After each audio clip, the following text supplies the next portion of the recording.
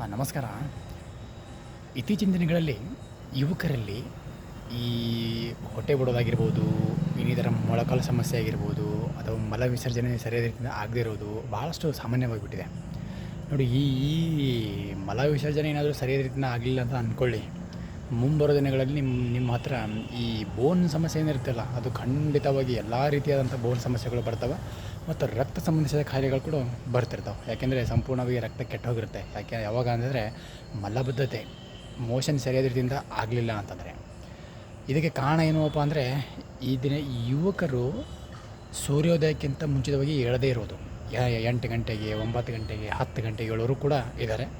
ಇದನ್ನು ಆದಷ್ಟು ಬೇಗ ನಿಮ್ಮ ಮೇಲೆ ದಯವಿಟ್ಟು ಆದಷ್ಟು ಬೇಗ 5:30 ಏಳುವಂಥ ಪ್ರಯತ್ನ ಮಾಡಿ. ಇಲ್ಲ ಅಂತಂದರೆ ನಿಮಗೆ BP, ಶುಗರು, ರಕ್ತಪಿತ್ತ, ರಕ್ತ ಸಂಬಂಧಿಸಿದ ಕಾಯಿಲೆಗಳು, ಅದರಿಂದ ಯಾರೂ ಕೂಡ ತಪ್ಪಿಸೋಕ್ಕಾಗಲ್ಲ.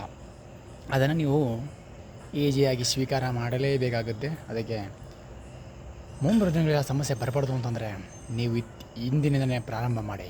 ಕಮೆಂಟ್ ಬಾಕ್ಸ್ನಲ್ಲಿ ಖಂಡಿತವಾಗಿ ಕಮೆಂಟ್ ಹಾಕಿ. ಇಷ್ಟ ಆಗಿದರೆ ನಾನೇ ನಿಮ್ಮನ್ನು ಖಂಡಿತವಾಗಿ ಕಲಿಸ್ತೀನಿ, ಆರೋಗ್ಯದ ಕಡೆಗೆ ನಾನು ಕರ್ಕೊಂಡು ಹೋಗ್ತೀನಿ ಅಂತ ಹೇಳ್ತಾ, ಹಾಗೆ ನೀವು ಸಿದ್ಧರಾಗಿರಬೇಕಾಗುತ್ತೆ ಬರುವುದಕ್ಕೆ. ನೀವು ಬರೋದಕ್ಕೆ ಸಿದ್ಧರಿದ್ದರೆ ನಾನು ಕಲಿಸೋಕ್ಕೆ ರೆಡಿ ಅಂತ ಹೇಳ್ತಾ ಎಲ್ರಿಗೂ ನಮಸ್ಕಾರ.